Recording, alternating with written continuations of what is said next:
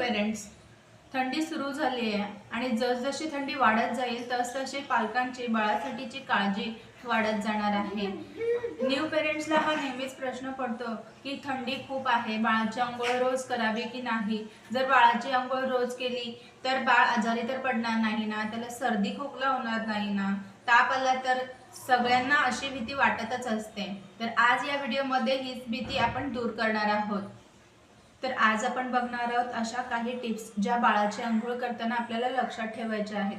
थंडीमध्ये आपल्याकडून बाळाच्या बाबतीत काही चुका होतात, त्या आपल्याला टाळायच्या आहेत। चला तर व्हिडिओला सुरुवात करूयात। सगळ्यात पहिली गोष्ट, थंडीमध्ये बाळाची अंघोळ करायची की नाही।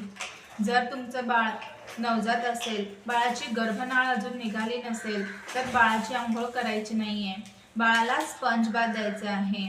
जर बाळाचं वय 15 दिवसांपासून 3 महिन्यापर्यंत असेल तर बाळाची रोज अंघोळ करायची आहे। आणि ज्या दिवशी खूप जास्त थंडी असेल आणि आपण अंघोळ करू नाही शकत त्या दिवशी बाळाला स्पंज बाथ द्यायचा आहे। स्पंज बाथ म्हणजे काय, तर एक कॉटनचा कपडा कोमट पाण्यामध्ये भिजवून पिळून घ्यायचा आहे आणि त्याने बाळाचं संपूर्ण अंग पुसून घ्यायचं आहे। आता आपण बघणार आहोत बाळाची अंघोळ करताना कोणत्या गोष्टी लक्षात ठेवल्या पाहिजेत। सगळ्यात पहिली गोष्ट, बाळाचं टॉवेल कपडे अंघोळीच्या आधीच रेडी ठेवायचे आहे आणि बाळाची अंघोळ 5 ते 7 मिनिटाच्या आत पटकन आवरायची आहे।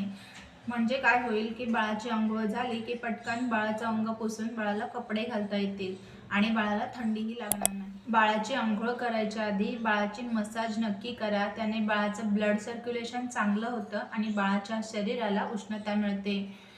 बाळाला मसाज झाल्यानंतर 15 मिनिटाच्या नंतर बाळाची अंघोळ करायची आहे।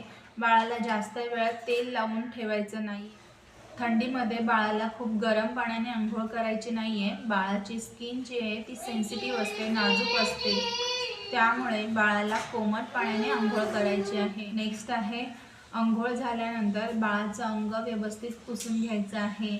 स्पेशली बाळाचं डोकं नीट पुसून घ्यायचं आहे। जर डोकं ओलं राहिलं तर बाळाला थंडी लागू शकते।